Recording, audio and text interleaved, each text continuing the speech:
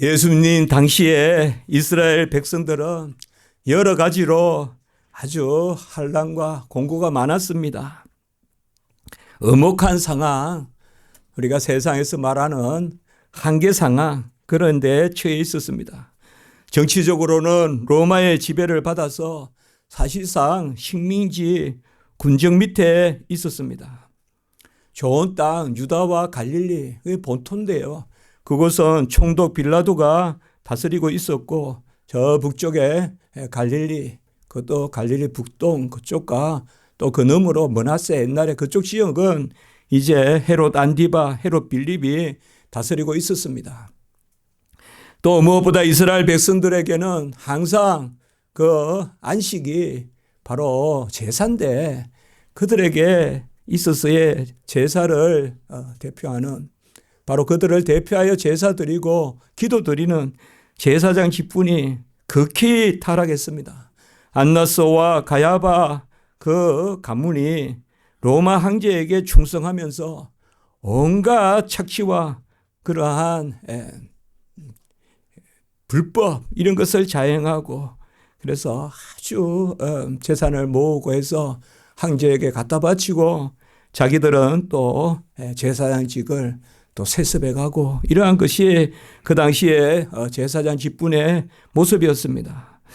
무엇보다 이런 가운데서도 이스라엘 백성들이 서로 하나가 되어서 서로 사랑하고 또 이해하고 했으면 좋을 텐데, 나라도 또 서로 쪼개져서 반목과 질시가 많았습니다.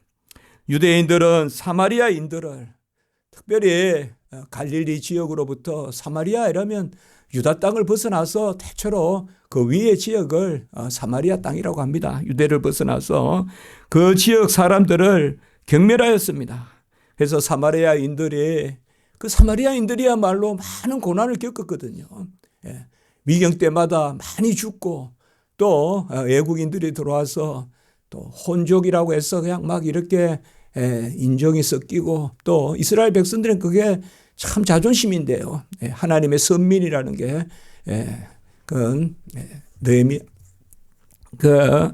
아수르 때부터 계속 그러한 일들을 겪었습니다. 또 삼인 정책이라고 해서 아예 그냥 다 사람들을 잡아가고, 또 다른 이방인들을 그쪽으로 정착시키고, 그러니까 이러한 일들이 많았는데, 그런 어려움을 겪으면 동족이 서로 위로하고 서로 그들을 불쌍히 여겨야 될 텐데 업신여깁니다. 그래서 경멸했습니다.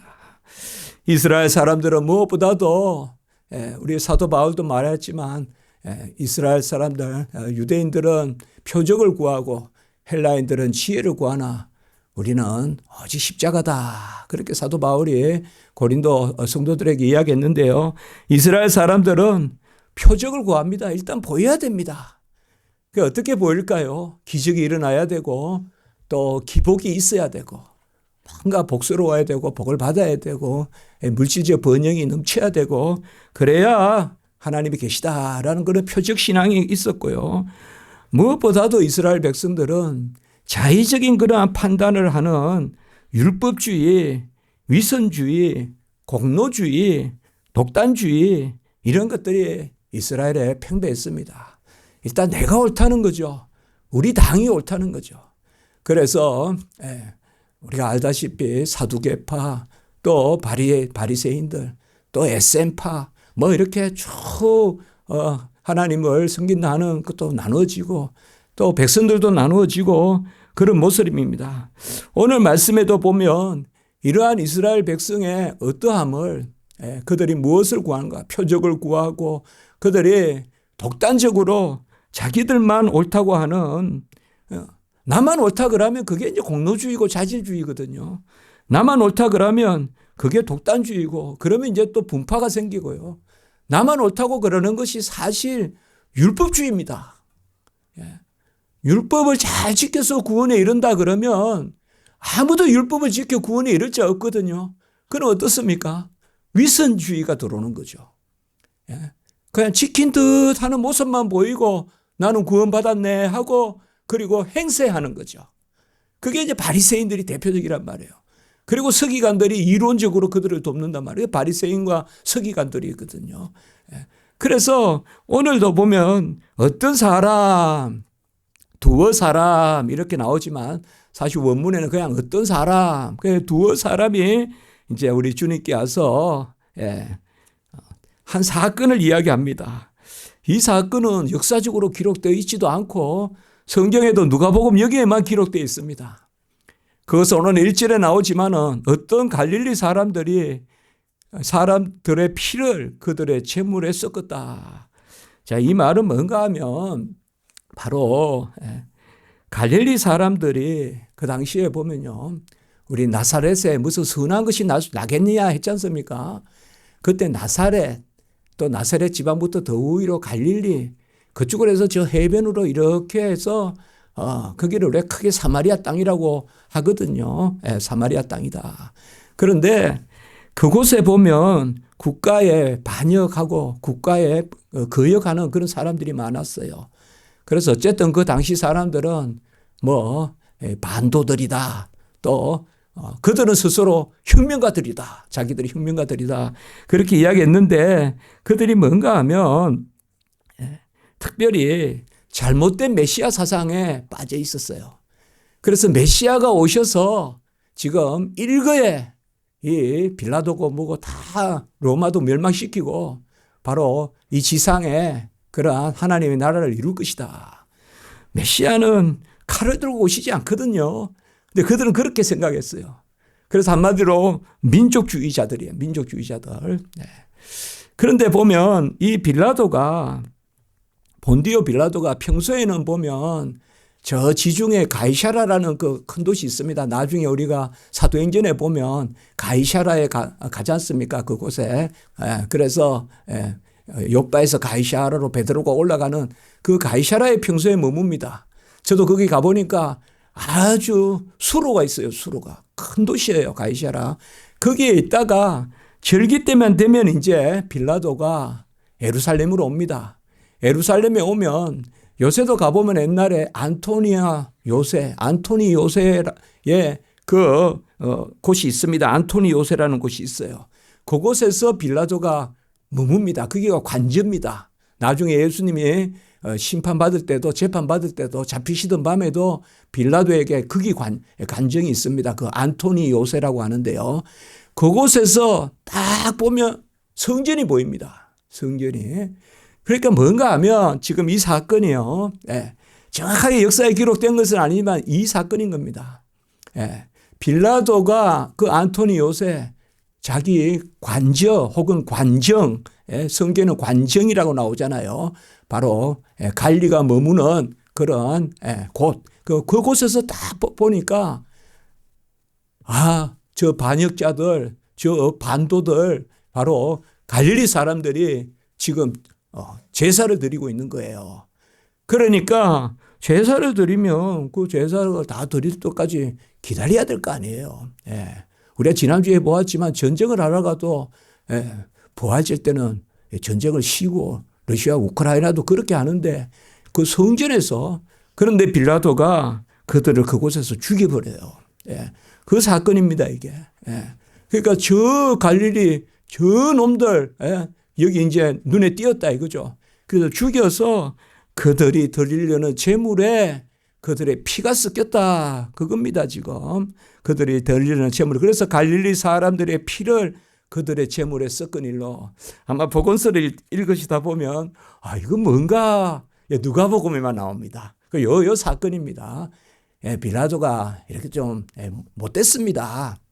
잔인하고 또 교활합니다. 빌라도가 교활하거든요.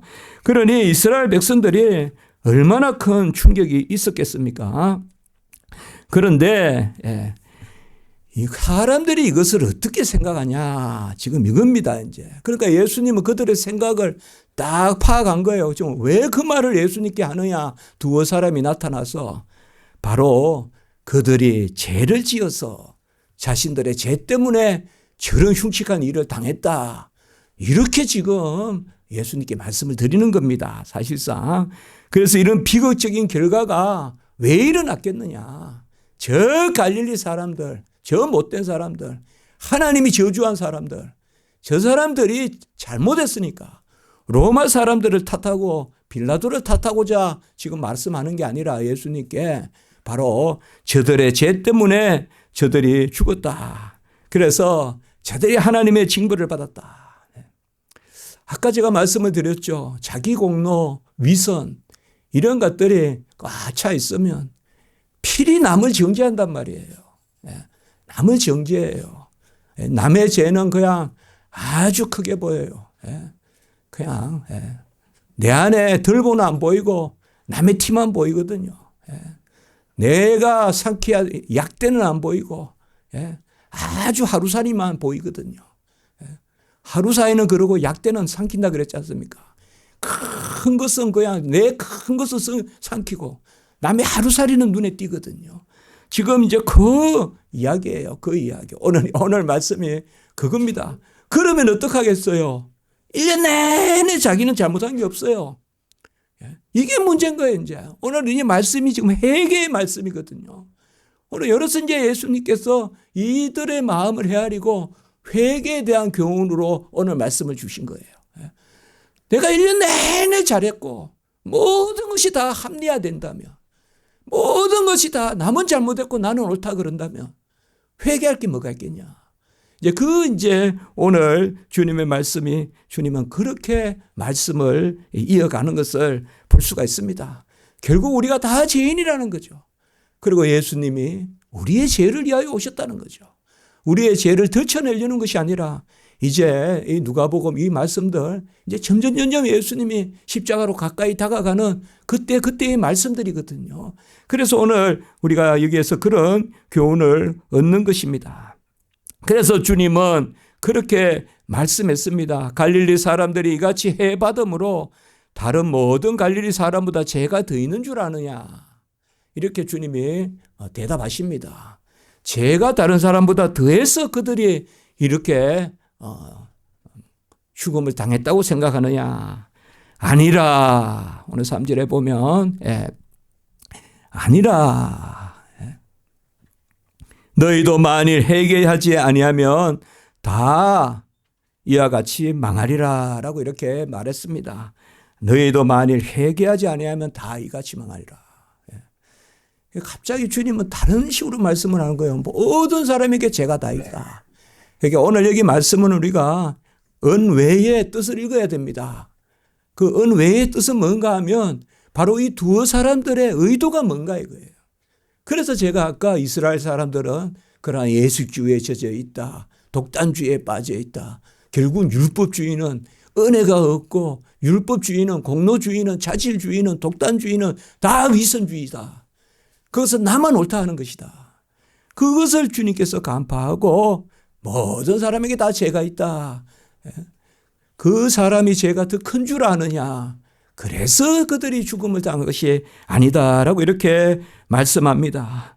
여기에서 우리는 금방 세 가지 교훈을 얻을 수 있습니다. 첫 번째, 어느 지역, 어느 민족, 어느 국가, 어느 계층, 어느 부류의 사람의 죄가 더하다고 판단하지 말라는 것입니다. 우리 가운데도 은연중에 저 사람들은 저렇지, 그쪽 사람들은 그렇지, 또 그런 것이 있을 수 있습니다. 그 지역은 그렇지. 아니면 심지어 인종은 그렇지, 민족은 그렇지. 이러한 우리에게 선입관이 있습니다. 갈릴리인들이 유대인들보다 죄가 더 많다고, 사마리아인들이 유대인들보다 죄가 더 많다고 우리가 그렇게 볼 수 없는 것이죠. 주님께서는 선한 사마리아인의 비유를 들었습니다. 제사장도 좁지 않고 레위인도 좁지 않는데 선한 사마리아인은 돕습니다. 도울 뿐만 아니라 자기 것을 다 주고 그 사람이 완전히 회복되게끔 강도 만난 사람을 돕는 선한 사마리아인이었습니다. 다 주님께서 나병을 고쳐주어도 다 10사람 다 9사람은 돌아가서 돌아오지도 않고 그때는 그냥 낫게 해주세요, 낫게 해주세요. 병이 나으니까 돌아도 보지 않는데 사마리아 사람만 돌아와서 감사하다 했습니다. 그래서 주님이 우리가 선한 사마리아인의 비유, 사마리아 사람의 비유가 자주 나오지 않습니까? 그렇게 봤을 때는 우리가 저 사람들은 어떻다는 이런 선입관이 없어야 됩니다. 우리 안에 샬롬이 있으려면 판단이 없어야 돼요. 예. 판단이 있으면 내가 쪼개지는 거예요. 제가 그렇게 설교한 적이 있죠. 그렇게 설교한 적이. 예. 저기 우면산에서 이제 겨울 초봄에 얼음이 얼은 것을 보면서 제가 그 생각을 했습니다. 그때가 바로 뭐예요? 너희가 죄가 없는 자가 돌로 치라 할 때 제가 그 말씀을 드렸죠. 우리가 누군가에게 뭔가 던질 때는 저 얼음을 깨서 던지는데 먼저 내 마음이 깨진다. 얼음을 깨서 던지듯이 우리가 남을 비난할 때는 내 마음이 먼저 깨진다. 그래서 남에게 던지는 거예요. 그래서 그렇다고 해서 그 얼음이 남에게 효과가 있냐? 가다가 녹는다. 제가 여기 내려오면서 여기서 그 생각을 했어요. 내려오면서. 내려오면서. 우리가 누군가를 이렇게 판단할 때 나를 찢어서 던지는 거예요. 그런데 그게 효과도 없어요. 가다가 녹는 얼음과 같아요. 무슨 화살과 같고 날카로울 것 같고 남을 어떻게 할 것 같아도. 정말 주님이 판단하신다 했잖아요. 핀 숯을 이마에 놓는다 했잖아요. 주님께서. 가장 고통스러운 판단을 주님이 하신다 했거든요. 우리는 오늘 말씀에서 그러한 판단의 마음을 우리가 샬롬이 있으려면 판단 안 해야 돼요. 판단해야. 그리고 둘째는 어느 지역에 속한 사람 또 어느 계층에 속한 사람 우리 가운데 있는 사람이라도 그 중에 또 어떤 사람이 죄가 더하고 덜하고 그 판단도 해서 안 된다는 것입니다. 우리 안에서 또 어느 모임에서 거기서 또 이렇게 우리가 크게 보면 바깥의 판단도 하지만 우리 안에 판단도 많거든요. 우리 안에 오늘 사실 주님은 그 말씀이에요. 2절에 보면 이 갈릴리 사람들이 이같이 해받음으로 다른 모든 갈릴리 사람보다 같은 갈릴리 사람들 중에서도 그 사람들이 더 죄를 지어서 저렇게 아주 험악한 일을 당했다. 그래서 제사 드리다가 그냥 아주 그냥 그런 사례를 당하고 그래서 그 피가 제물에 섞였다. 특별히 우리가 뭐 제사 드리고 이런 교회 안에서 일어나고 이러면 더 그렇게 판단한단 말이에요. 더 그렇게 판단한단 말이에요. 야, 성전에서 제사 드리다가 일어났으니까 저건 죄 때문에 그래. 죄 때문에. 죄를 지어서 그래. 그러니까 주님께서 그 판단 아니다 이 말이에요. 아니라 주님께서 아니라 딱 말씀하신 거예요. 다 그렇다 이면 너희도 다 똑같다 이 말이에요. 다 똑같다. 욥의 고난이 욥의 죄 때문입니까? 아닙니다. 욥기의 주제는 바로 하나님의 알 수 없는 그 섭리에 하나님의 은혜의 비밀을 말하고자 하는 것이지 욥이 죄를 지어서 고난을 당하겠다. 그럼 거꾸로 말하면 욥이 선을 행해서 번영했습니까? 딱 그렇게 질문 던져보면 되잖아요. 욥이 자식이 10명이나 있고 부유하고 동방의 의인이요. 모든 면에서 갖춰진 그런 욥 아닙니까? 그건 욥이 잘나서 그랬습니까? 그렇게 질문 던져보면 되잖아요. 우리가 누군가가 잘못되었을 때 죄 때문에 그렇다면 그 사람이 잘된 것은 의 때문에 그렇습니까? 그 사람 의 때문에 그렇습니까? 아니잖아요. 우리가 많은 경우에 하나님의 진노가 있어요. 죄가 있어요. 그러나 그것은 하나님의 편에서의 판단이죠. 하나님의 편에서 판단해요. 우리는 끝까지 그 판단을 우리 안에서 자제해야 돼요. 그래야 우리 안에 샬롬이 있거든요. 하박국에 또 그랬어요. 하박국은 아주 뛰어난 선지자잖아요. 그러나 하나님께 향하여 악인이 의인을 에워쌌습니다 라고 이렇게 이야기했어요. 그래서 하박국서가 기록됐어요. 악인이 의인을 에워쌌다. 그래서 저들을 멸하고 우리를 흥하게 해야 될 텐데 어떻게 악인은 흥하고 우리는 멸하느냐. 그러니까 주님께서 바로 여호와께서 수년 내에 부흥케 하리라. 또 그렇게 말씀해 주십니다. 하나님의 뜻 가운데 있거든요. 하나님의 뜻 가운데 있어요. 선을 행하되 낙심하지 말라라고 말씀한 것입니다. 우리는 바깥에 누군가를 판단하는 거 그것은 인간이 우리 안에서는 이해가 되는데 하면서 은연중에 판단합니다. 그렇게 하지 않아야 됩니다. 우리가 저 사람은 피부색이 어떻다 그렇게 해서 가지는 어떤 선입관 이런 것들은 정말 우리 기독교인들은 끝까지 마지막 끄트머리까지 그렇게 해서는 안 됩니다. 우리가 안아야 됩니다. 우리가 그들의 생명을 보호해야 되고 그들을 살려야 됩니다. 세상이 그들을 정죄하는데 기독교인도 앞서서 그들에게 손가락질하면 되겠습니까? 어떤 경우든 우리는 항상 그 편에 서야 됩니다. 연약한 자의 편에 서서 어떻게 그들을 위로할까? 저도 항상 그런 마음이 좀 있습니다. 우선 아주 스스로 어떤 생명을 끊었다든지 이런 소식을 들으면 내가 저 사람 만나봤으면 그냥 복음을 전했으면 하는 이런 마음이 들 때가 많거든요. 같이 합니다. 남도 판단하지 말고 나 자신도 판단하지 마라. 자기의 옳다 하는 바로 시족지 않는 자가 복이 있다 그래요. 여러분 남을 판단 안 하는 버릇이 들어야 내 판단도 안 해요. 아멘.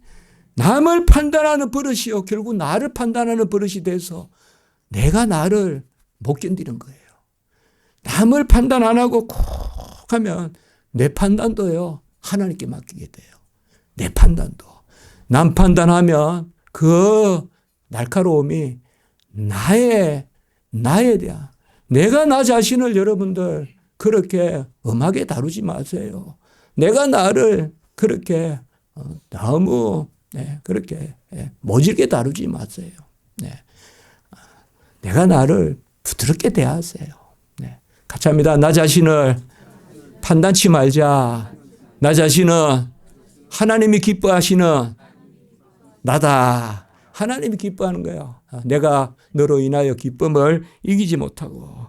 세 번째는 보면 누구나 하나님 앞에서 완전하지 않으며 자신의 죄를 회개하지 않으면 다 망한다는 것입니다. 오늘 말씀이 바로 주님의 이 말씀입니다. 다 망한다. 누구나 하나님 앞에서 완전하지 않다.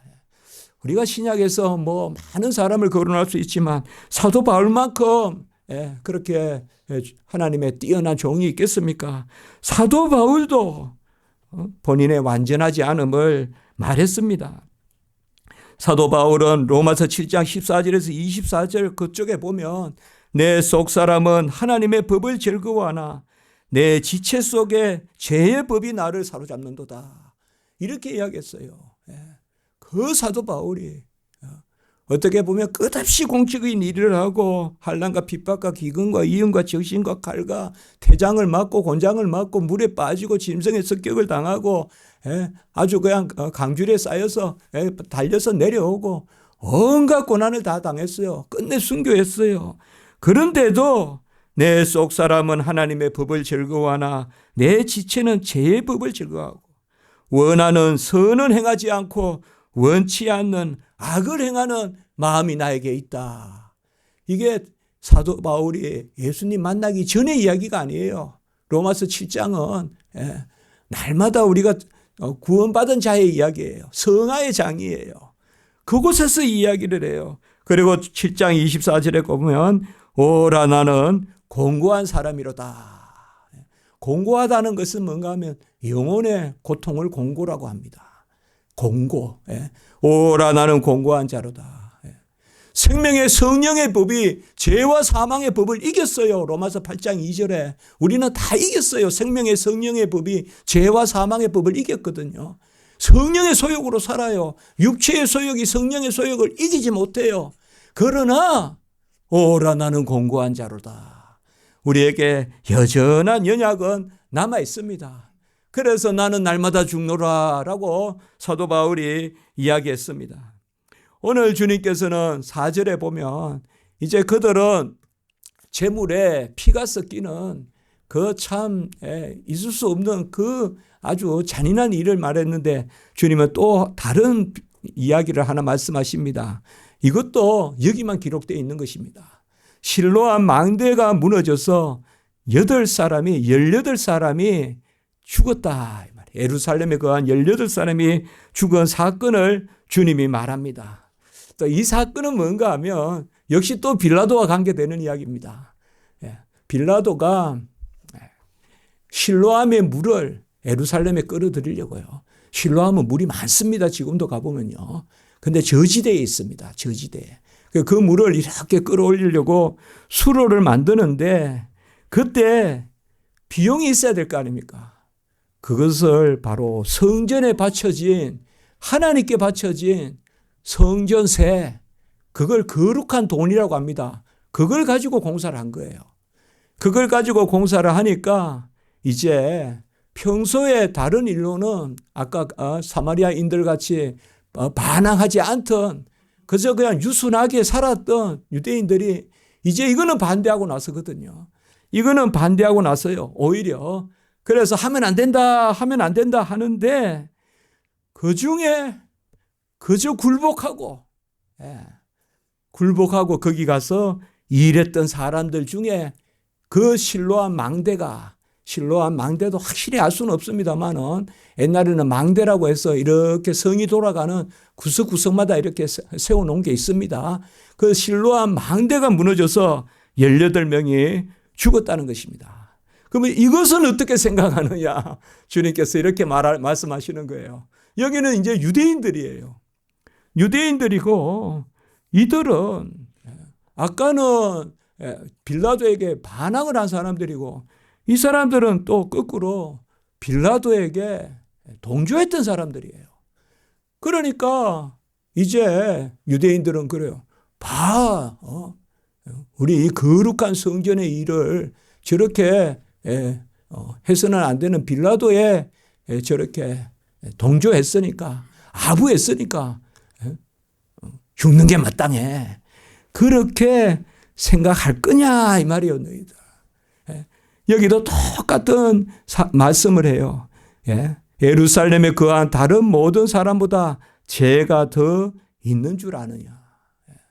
이 두 사건을 같이 놓고 한번 생각해 봐라. 그러니까요. 한 사건은 빌라도에게 반대하다가 죽었고 한 사건은 빌라도에게 동조하다 죽었고 그러면 이걸 어떻게 설명할 거냐. 그래서 우리 주님께서는 이렇게 드러난 일로 판단하지 말라는 거예요. 오늘 말씀이 판단하지 말라는 거예요. 이럴 때는 이렇게 판단하고 아전 인수란 말이 있잖아요. 그냥 우리 밭에만 물을 끌어들이는 그 아전 인수의 버릇이 우리에게 있단 말이에요. 에고이즘, 누구나 자기에 대한 자애감이 있습니다. 나를 사랑하는 에고이즘의 첫 번째 순서가 뭔가 하면 나만 옳다는 생각이에요. 나만 옳다는 생각이거든요. 그래서 판단하지 말라는 거예요. 모든 사람에게 다 죄가 있다는 것이에요. 이 두 사건을 봐라. 이 사건을 어떻게 비교할 거냐. 하나는 갈릴리인들이 본디오 빌라도에게 반대하다가 일어난 사건이고 하나는 유대인들이 또 빌라도에게 동조하다가 일어난 일이고 그 이러한 일의 죽음에 그는 그것을 어떻게 이야기할 건가? 이 죽음이 죄 때문이라고 말할 수 있겠는가? 아니다. 판단하는 너희여. 판단을 그치거라. 그 말씀을 하는 거예요, 지금. 판단하지 말고 뭡니까? 나를 돌아보라 이거예요. 나를 돌아보라. 남에게 엄격하고 남에게 엄격한 사람은 결국은 자기에게 유아스러운 것 같아도 결국은 자기에게 엄격하게 됩니다. 아까 말씀같이 남을 판단하는 사람은 끝내 자기 판단에 빠질 수밖에 없어요. 그래서 좌절하고 남을 판단하는 사람이 좌절해요. 끝까지 살아남을 것 같아도 아니거든요. 그래서 주님께서 생명의 길을 여시는 것입니다. 오늘 2절과 3절, 4절, 5절 오늘 이 말씀이 조금 어려운 말씀같이 보이거든요. 그런데 2절과 3절, 4절, 5절의 말씀에 보면 모든 다 이런 말이 계속 한 절마다 나옵니다. 2절에도 보면 모든 갈릴리 사람보다 죄가 더 있는 줄 아느냐. 또 3절에 보면 다 이와 같이 망하리라. 4절에 보면 모든 사람보다 죄가 더 있는 줄 아느냐. 5절에 보면 다 이같이 망하리라 라고 이렇게 말씀했습니다. 주님은 다른 거 아닙니다. 어떤 일로 판단하지 마라. 모든 일은 하나님의 뜻에 있습니다. 우리는 그런 판단을 거쳐야 됩니다. 자기의 옳다는 바로 실족지 말고 내 믿음을 스스로 가지고 있어라. 같이 합니다. 너의 믿음을 스스로 가지고 있어라. 자기의 옳다는 바로 실족지 않는 자가 복이 있다. 스스로 가지고 있으라면 내 믿음을 하나님 앞에 가지고 있으라 이 말이에요. 주여 감사합니다. 주여. 저도 참 이번 주에도 큰 하나님의 기도의 응답이 있습니다. 하나님 감사합니다. 하나님의 어느 순간 기도가 어느 순간 영국 유학 갔을 때도 그런 또 저번에 잠깐 말씀드렸지만 금방 한 2년 3년 전에 일이 탁 떠오른 거예요. 그때부터 하나님이 응답하신 거예요. 그래 내 믿음을 스스로 가지고 있으라. 우리가 남을 판단하면요 결국은 그것이 아까 말씀했죠. 나를 깨는 거예요. 나를 흐트린단 말이에요. 그러니까 내 믿음이 깨지는 거예요. 남을 판단하면. 그래서 우리에게는 누구에게나 공고함이 있어요. 나에게 간대하다는 것은 뭐예요? 나를 먼저 옳게 바라봐야 돼요. 나에게 간대하는 것은 우리는 누구에게나 공고함이 있어요. 일단. 나에게서. 나에게 간대하라는 것은 나를 유하게 대하라는 것은 직시하지 말라는 게 아니에요. 나는 괜찮다라고 말하는 것이 아니에요. 은혜로라라고 말하라는 거예요. 그러니까 저 사람도 은혜를 받으면 되고 나도 은혜를 받으면 되고 그렇게 바라보라는 거예요. 그 말이에요. 저 사람은 잘못됐고 저 사람에 대해서 아니요. 저 사람의 정죄한 사람은 나도 내 자신을 그냥 나의 자신이 옳다 하는 것은 그저 그릇된 거예요. 잘못된 판단이에요. 그럼 뭐예요? 우리가 어떤 자리에 있는가? 누구에게나 공고함이 있다. 그래서 오늘 다 이게 사실 같은 단어입니다. 파스라는 단어를 쓰는데 영어로 말하면 whole이라는 뜻입니다. 전체.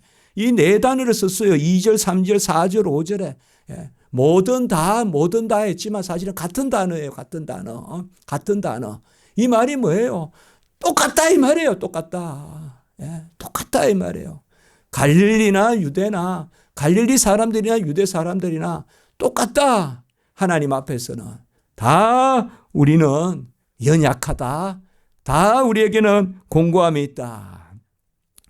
하나님의 법을 즐거워하는 속사람과 죄의 법을 즐거워하는 겉사람이 다툰다. 아까 우리가 로마서 7장에서 말씀 보았지만은 그래서 육체의 소욕과 성령의 소욕이 우리 안에서 서로 다툽니다. 마음은 언의로되 육신은 약합니다.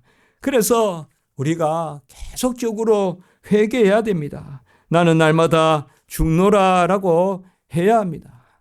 우리는 이전 것이 지나가고 새 것이 되었어요. 이제 어둠이 빛을 이기지 못합니다. 이제는 어둠의 자녀가 아니라 빛의 자녀입니다. 사망의 권세를 이겼습니다. 영생의 자녀가 되었습니다. 그런데 왜 하나님은 우리를 거듭나게 하시고도 여전히 이 자리에 두시는 것입니까?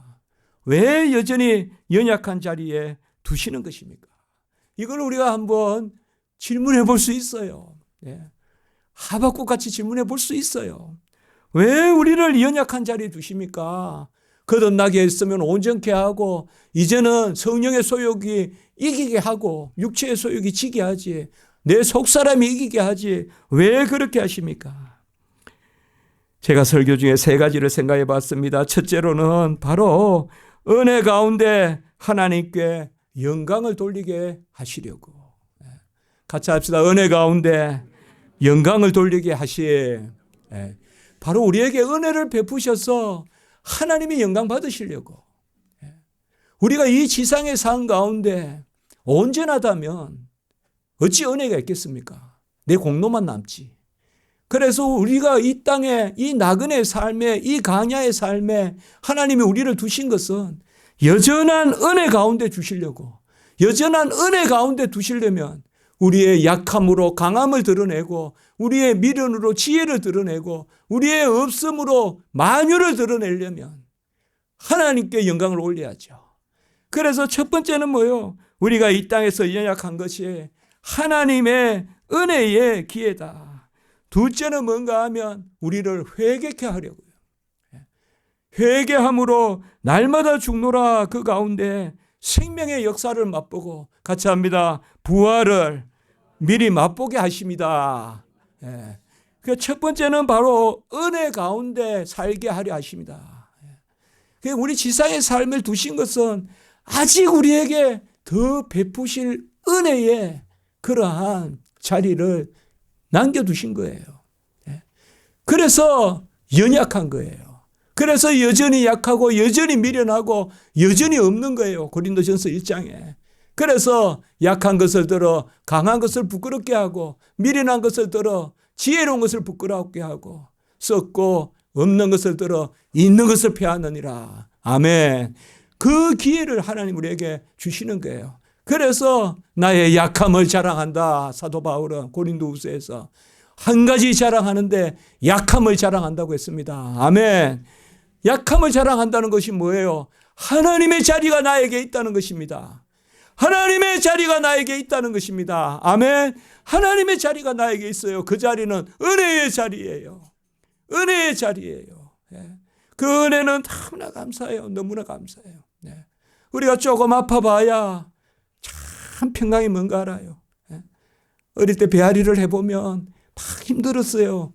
그러나 그것이 나으면 그렇게 편하더라고요. 그거 똑같아요. 우리의 마음도.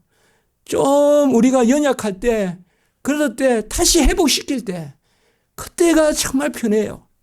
그때가 참 아주 단잠이 온다고요. 우리 소화가 하나만 잘 돼도 배앓이 하다가 얼마나 단잠이 옵니까? 바로 그러한 자리에 두시려고, 그리고 이 땅에서 죽고 사는 그것을 맛보게 하시는 거예요. 그래서 회개의 기회를 주시는 거예요. 아멘. 회개의 기회를 주시는 거예요. 여러분, 회개에는 비밀이 있어요. 회개의 비밀은 뭐예요? 이전보다 이유가 낫게 하시는 거예요. 하나님은 절대 0으로는 안 만드세요. 마이너스에서 바로 플러스로 넘어갔어요. 0은 없어요. 반성문 쓰는 게 아니에요, 회개는.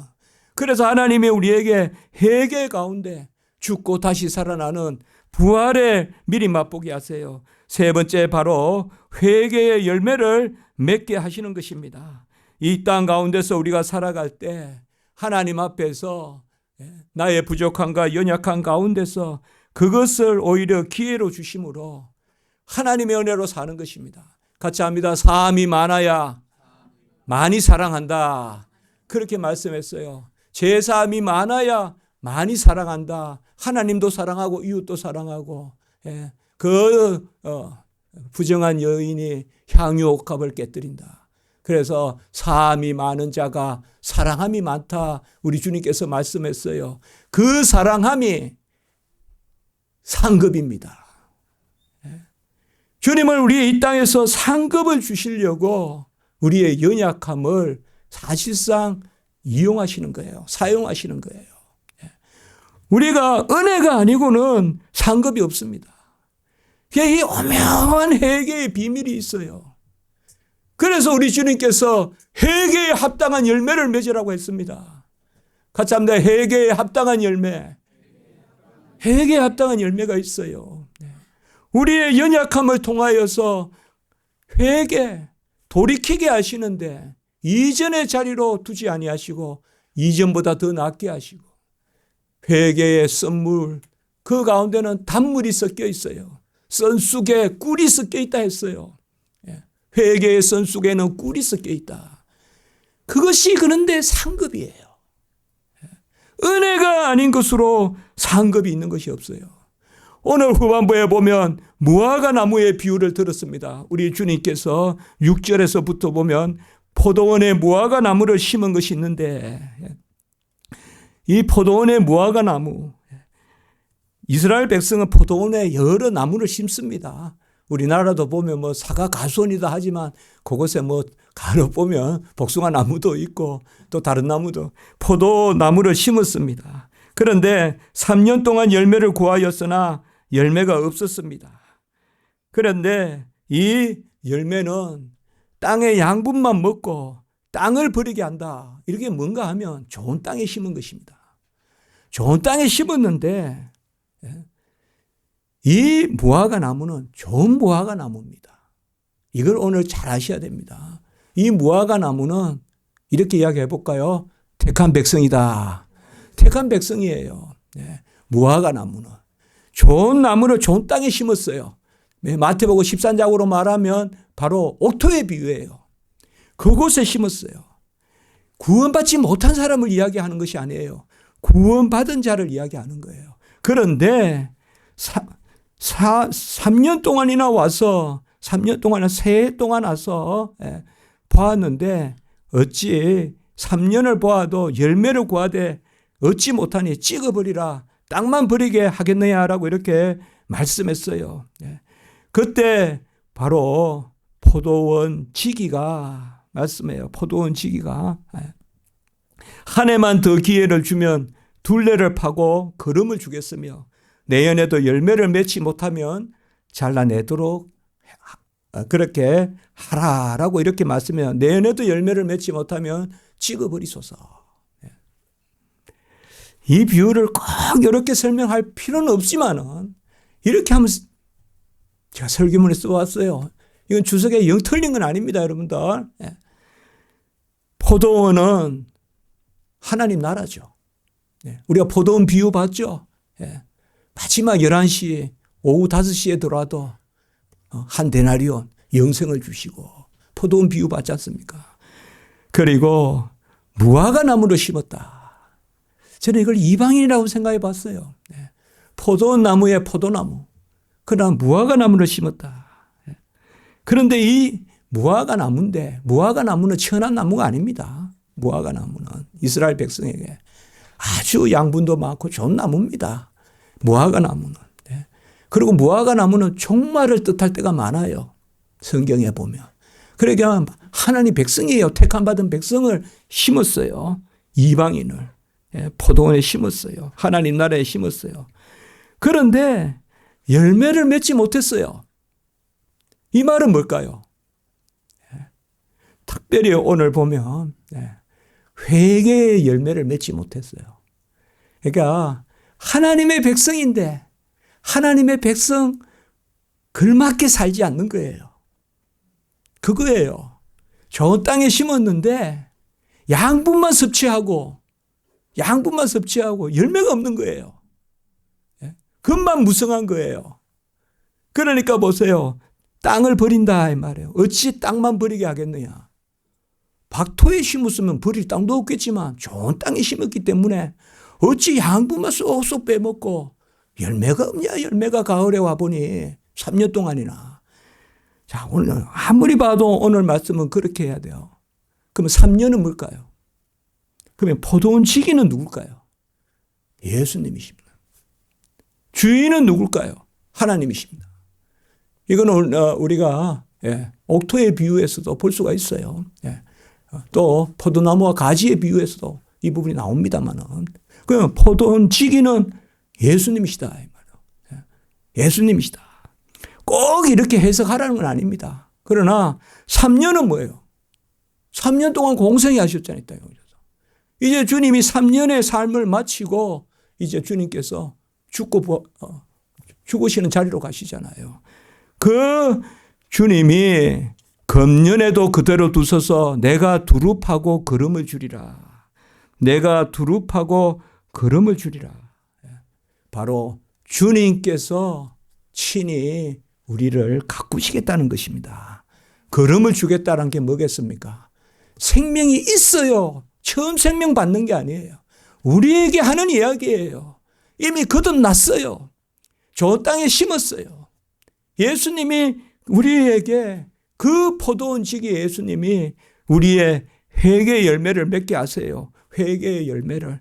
그래서 금년에도 그대로 두소서 회개의 기회를 주시는 거예요. 내가 두릅하고 거름을 주리니라고 이렇게 말했습니다. 우리는 연약함에 몸부림칩니다. 부끄럽습니다. 그러나 오늘 새벽에 제가 또 금요일 말씀에도 말씀을 드렸어요. 성도는 염치 없는 사람들입니다. 우리는. 왜 자녀가 염치 없지? 안 그렇습니까? 염치 있는 자녀가 어디 있습니까? 여러분, 우리가 잘한다고 자녀입니까? 자녀니까 자녀입니다. 아멘? 신분입니다.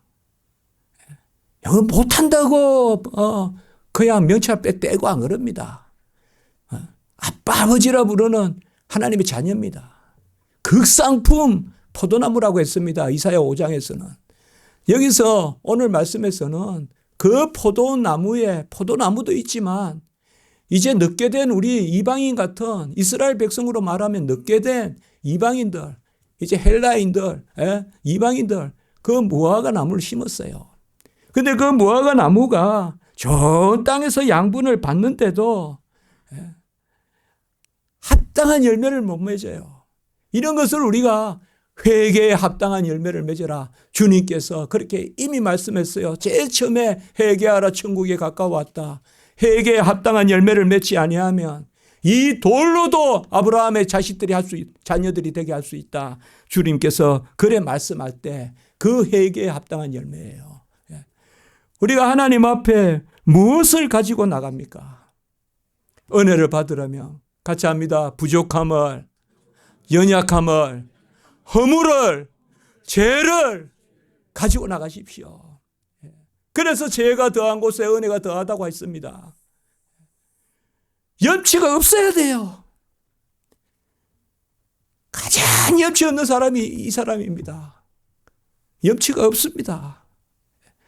그러나 절며 끌며 하나님 앞에 나갑니다. 실오라기 하나라도 붙들고 하나님께 나갑니다. 이게 좁은 문이라 생각하고 나갑니다. 하나님께 맡깁니다. 여러분 다 99.99 안 되는 것 같아도 0.00001 하나만 있는 것 같아도 그것을 하나님 편에 가닿게 하십시오. 아멘. 예수님께 가닿게 하십시오. 예수님께서 북을 돋우시고 여기에 걸음을 주시고 이게 하시는 게 뭐예요? 다 이루었다 하셨지 않습니까? 그 다 이루었다는 것은 생명도 되고 생활도 돼요. 같이 합니다. 살아남과 살아감이 은혜다. 여기는 지금 살아감의 은혜를 이야기하는 거예요. 오늘 말씀은. 생명의 은혜를 주셨으니 생활의 은혜도 주신다. 예수님께서 다 이루셨단 말이에요. 자기 아들을 아끼지 아니하시고 내어주시니까 그와 함께 모든 것을 주시지 아니하시겠느냐. 로마서 8장 32절에 말씀하고 있는 것을 볼 수가 있습니다. 하나님 앞에 다 내어놓습니다. 하나님 앞에 다 내어놓아요.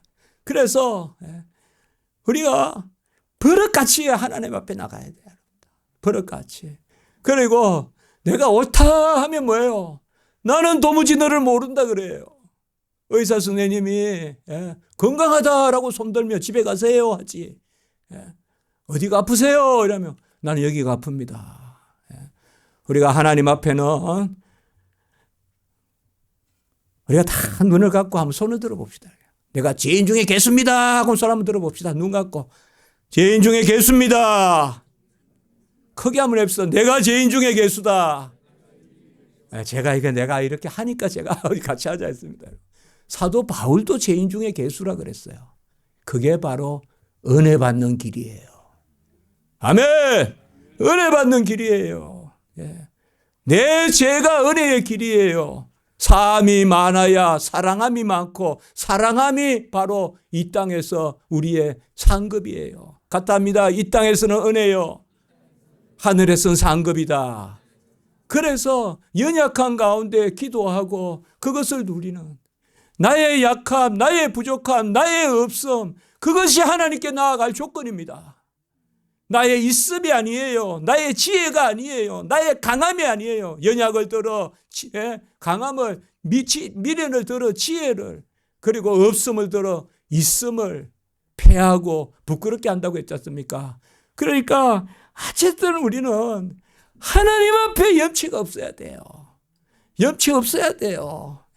그 염치 없는 게 마땅합니다. 염치 없는 게 마땅해요. 사람 앞에서는 염치를 차리세요. 사람 앞에 없이 무릎 꿇고 사람 앞에 하지 마세요. 사람은 판단하지도 말고 의지하지도 마세요. 하나님만 의지하세요. 아멘. 판단도 하지 말고 의지도 하지 말고 기대도 하지 말고 소망도 하지 말고 모든 것을 하나님 안에서 사람을 보세요.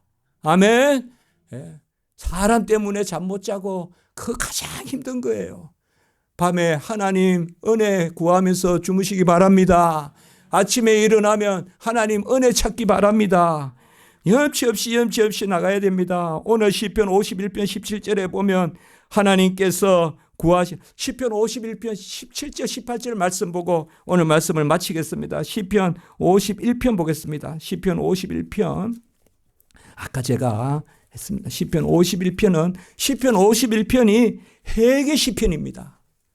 시편 51편 회개 시편. 이게 바로 다윗이 밧세바를 범하고 나서 금식하고 기도할 때 쓴 시편입니다. 거기에 17절 18절 같이 한번 볼까 읽습니다. 17절 시작. 하나님께서 구하시는 제사는 상한 심령이라. 잠시만요. 상한 심령을 받아요. 하나님께 연약한 심령. 그래서 뭐예요? 바로 심령이 가난한 거. 상한 심령이라. 내가 온전치 못하니까 하나님께 나가지 못합니다. 그거는 건강한 자가 의원을 찾는 것과 똑같아요. 상한 심령이에요. 읽습니다. 시작. 하나님이여 상하고 통회하는 마음을 주께서 멸시하지 아니하시리라. 얼마나 참 아주 그 나쁜 죄를 지었습니까? 그 남편도 죽이고 아주 그냥 우리아를 죽이고. 그런데 상하고 통회하는 마음을 주께서, 이 다윗이 염치 없음이에요. 이게 신앙이에요. 얼마나 염치 없어요. 염치 찾다가 하나님 앞에 염치 찾다가 가룟 유다같이 죽어요. 하나님 앞에 염치 없어야 돼요, 우리가. 아멘. 그 하나님 기뻐하세요.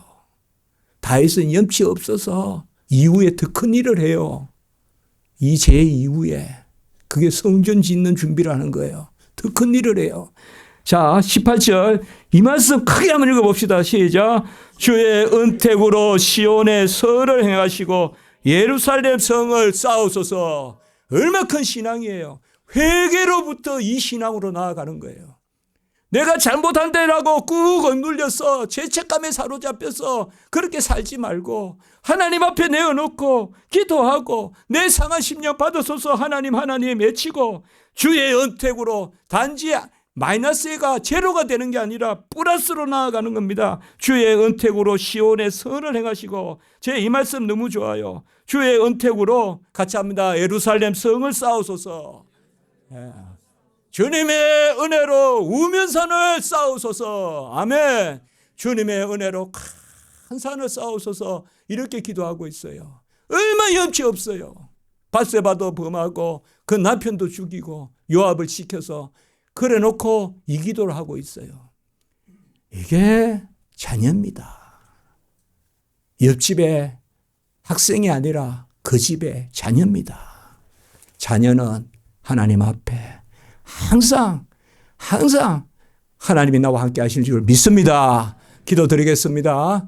거룩하고 자비로우신 하나님 아버지, 우리의 연약함과 공고함과 없음과 미련함과 허물과 죄를 받으시고 이런 모든 것을 통하여 사도 바울이 나의 약함을 자랑하고 내가 죄인 중에 괴수라 하고 하나님 그 가운데 사도 바울을 사용하셨듯이 우리도 그 가운데 하나님 앞에 나아가게 하시옵소서. 하나님 앞에 이 땅에는 은혜요 천상에는 상급을 누리는 저희들이 되게 하시고 내가 스스로 나를 판단하여 실족지 않게 하시고 나를 사랑하시는 하나님이 나를 바라보는 그 나를 내가 사랑하고 내가 나를 가꾸는 그러한 저희들 되게 해 주시옵소서. 우리 자녀들도 지켜주시고 우리 행하는 일도 선하게 하시옵소서. 주 예수 그리스도의 이름으로 감사하며 기도드리옵나이다. 아멘.